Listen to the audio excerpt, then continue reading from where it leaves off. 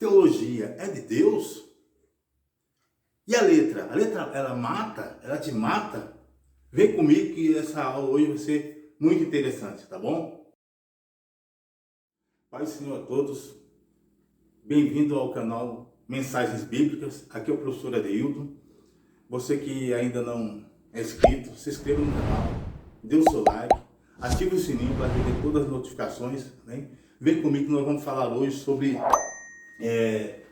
teologia é de Deus. Primeiro vamos entrar na área da definição, o que é teologia, tá certo?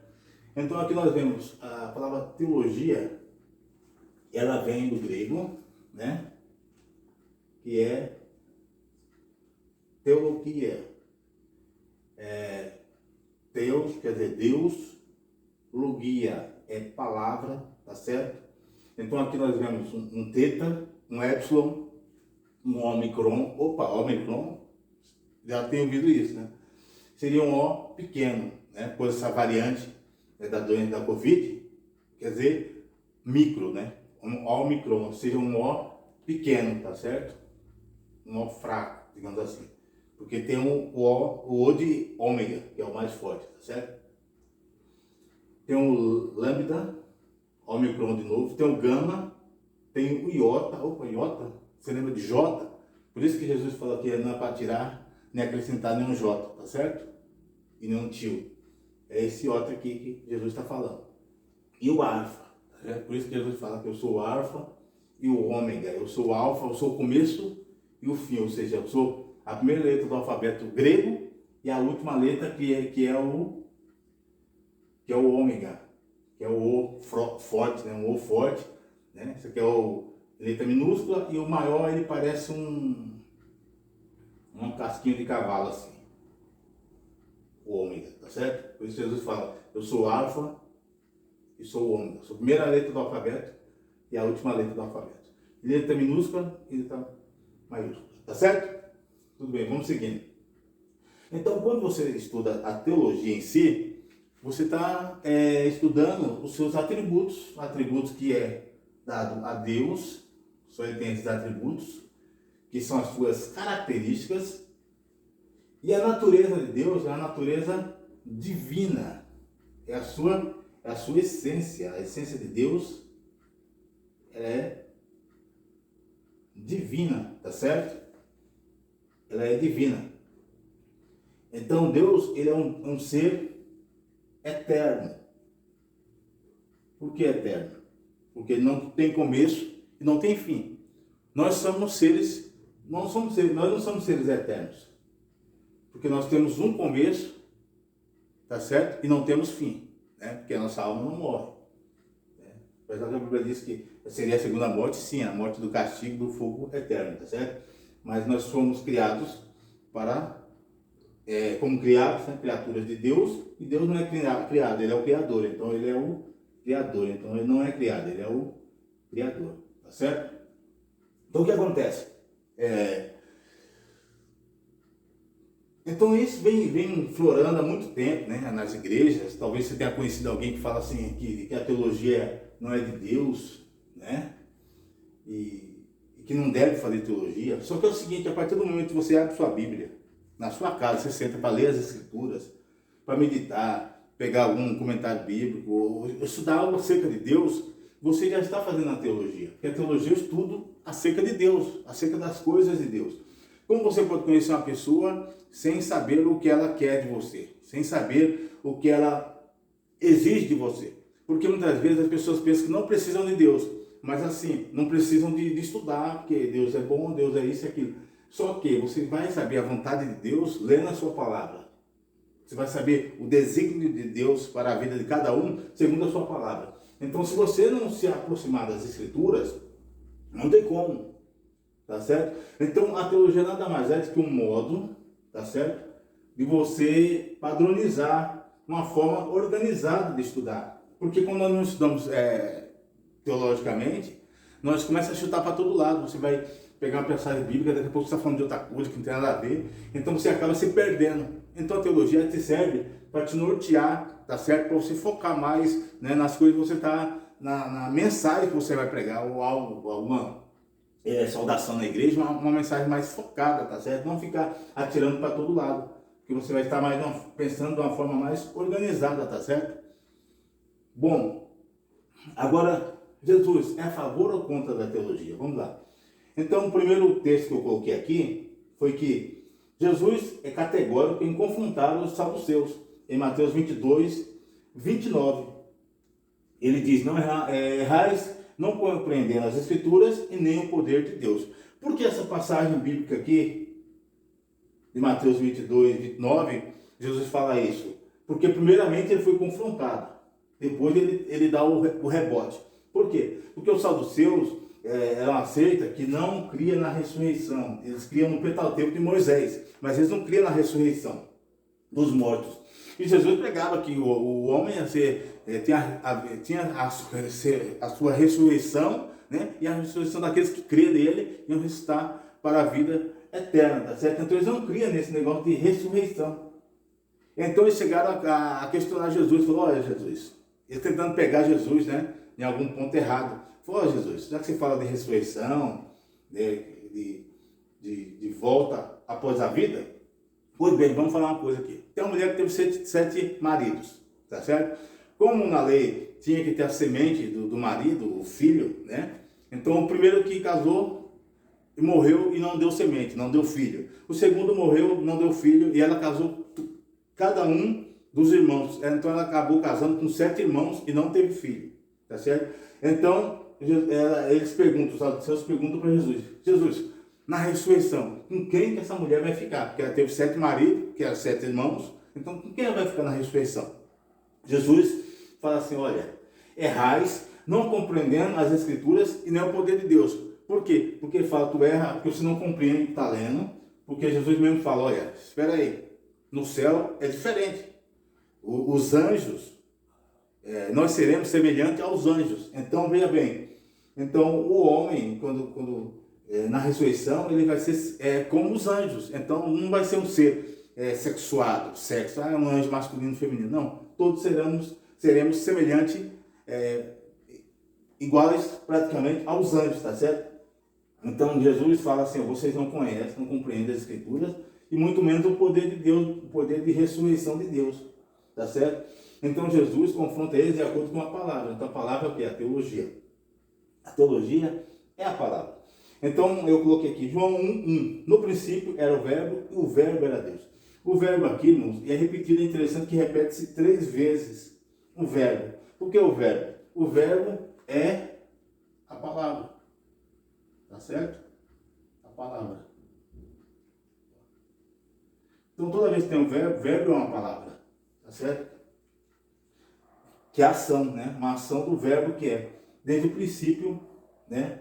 Era o verbo. Igualzinho em Gênesis, que diz que em princípio, Bereshit, né? Que é em princípio, que é traduzido também pode ser no princípio. É igualzinho, vocês percebem que é igualzinho de Gênesis 1:1, no princípio. Tá certo? Então, aqui Jesus Cristo, através de João, é colocado como a palavra, tá certo? Então, se você não ama a palavra, que é a teologia, você não ama Deus, tá certo? Porque hoje é um modo muito falado, assim, você até recebe aplausos na igreja quando você fala mal da teologia, né? Ah, esse negócio de teologia, meu negócio é joiologia, né? Então, pessoas que não entendem, porque você tem que juntar o quê? O compreender das Escrituras, tá certo? E o poder de Deus que vem o quê? Através da oração, tá certo? Então, os dois caminham juntos. É como uma pessoa num barco, né? Aqueles barcos, você tá com 2 remos no barco lá, né? Para lá e para cá, você vai e volta. Mas se você tiver só um remo, o que vai fazer? Você vai ficar muitas vezes girando, né? Girando, e não vai sair do lugar. Então, um remo, né? Você tem que ter 2 remos para, né? Então, eu coloco assim, dando esse exemplo, é como se fosse você num barco remando, né? A teologia, a palavra que é a teologia, te norteia a você compreender as Escrituras, e a oração, ela te move para a direção de Deus, tá certo? Então é isso que nós fazemos. Agora o que acontece? Em João 1,14, ele diz também que o verbo se fez carne, ou seja, aqui de novo, no mesmo capítulo 1 de João, ele fala que o verbo se fez carne e habitou no meio de nós, tá certo? Aqui o verbo novo é a palavra, né? Quem que é a palavra? Né? Vou botar até bagunçado aqui. A palavra é o próprio, habitou no meio de nós. Quem que habitou no meio de nós? Jesus, né? Jesus Cristo. Então a palavra demonstra que nós estamos perto do Senhor. Quanto mais você conhece a palavra, mais você está perto de Deus. Tem uma frase que é muito interessante que diz assim: Bíblias empoeiradas resultam em vidas sujas. Ou seja, se você não medita na palavra, se você não lê a palavra que achando que é pecado, né, que Deus não quer que você estude a palavra, que é tudo na hora, você vai abrir ali, Deus vai descer um rolo, né? Só que Deus só vai te lembrar daquilo que você leu, que estudou, tá certo? Então, crescer na graça e no conhecimento, tá certo? Os dois têm que andar de mãos dadas. Agora, o que é falado muito, né, nos dias atuais? É muito falado acerca da letra. Não, irmão, mas por que estudar teologia? Porque a letra, ela mata. Realmente. E em Coríntios, aqui, Paulo, apóstolo Paulo aqui, ele fala, Paulo, tá meio aqui borrado, mas tudo bem. Paulo, ele fala sobre a lei mosaica, porque quando ele fala antes, no versículo 3, ele fala sobre que as leis estavam nas tábuas de pedra. Mas agora a lei do Senhor estava na tábua dos nossos corações, não um coração de pedra, mas um coração de carne, um coração que sente emoções, sente a vontade de Deus nas pessoas, em cada um, tá certo? Então agora, não está mais pela letra, porque a letra, se você pecasse, você morreria, tá certo? Então é pela lei, você estaria morto, mas é pela graça que foi salvo, tá certo? Então, Paulo está falando aqui em Coríntios 3, 6, eu vou até ler para os irmãos, olha bem. 3, 6 diz assim: no qual também capazes de ser ministro do Novo Testamento, não da letra, mas do Espírito, porque a letra mata, o Espírito vivifica. Tá certo? Então ele fala aqui que é um Novo Testamento, é a nova aliança, a aliança de Cristo, tá certo? Então, quando alguém falar que não, mas se estudar teologia vai te matar, irmãos, mata se você não orar. Se você ler em oração, estudar em oração, você vai ser uma bênção de Deus, vai ser um canal de vitória, tá certo? Então, olha, a teologia é de Deus, tá certo? Agora tem que ter cuidado, por quê? Porque há ramificações, tem teologia catequista, tem teologias do próprio catolicismo, tem teologia dos testemunhos de Jeová. Então teologia é tudo que estuda acerca de Deus, tá certo? Agora você tem que ter cuidado para você não se perder, né? Começar a estudar umas teologias, hoje agora ramificou muito, tem teologia da prosperidade, que você nunca vai ser cauda, sempre você vai ser cabeça, né? Então isso está disseminando nas igrejas isso aí, né? Quer dizer que se, por exemplo, trabalhar no aeroporto, um exemplo, no aeroporto de Guarulhos, você está lá um faxineiro, um crente fiel, e por causa das palavras da teologia, da prosperidade, né, fala assim, não, eu estou aqui de faxineiro, mas em breve vou ser o dono desse aeroporto aqui, vou ser o dono de todas as empresas. Opa, você está vendo uma utopia, né?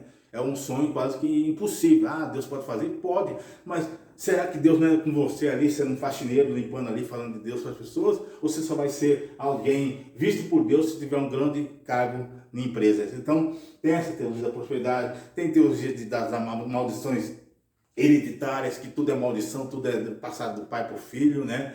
E gerações, enquanto que o próprio Senhor fala que aquele que crê no Senhor, até a quarta geração, ele é salvo, ele é purificado, o pecado cai por terra, né?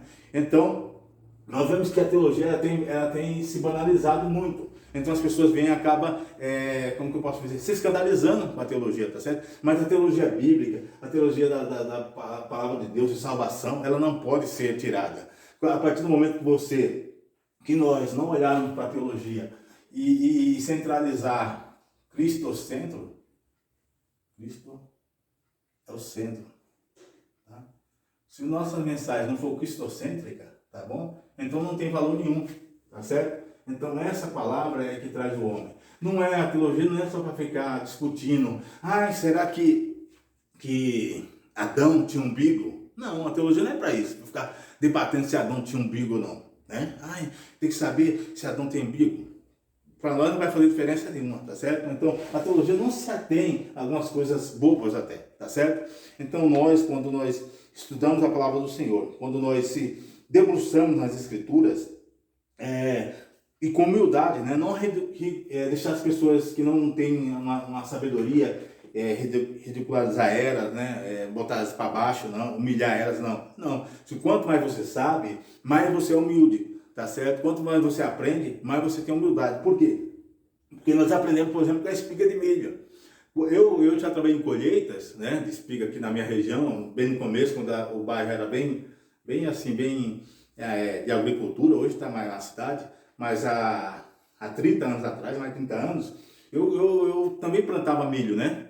E eu lembro que as espigas, né? Aquelas espigas de milho, né? Que estavam cheias, ela não ficava arqueada, ela não ficava em pé, elas se abaixavam, porque elas estavam cheias, né, de caroço de milho ali. E as espigas que ficavam em pezona, né, as espigas de milho que ficavam em pé, é porque não tinha quase seu fruto, quase não tinha grãos, né, de milho.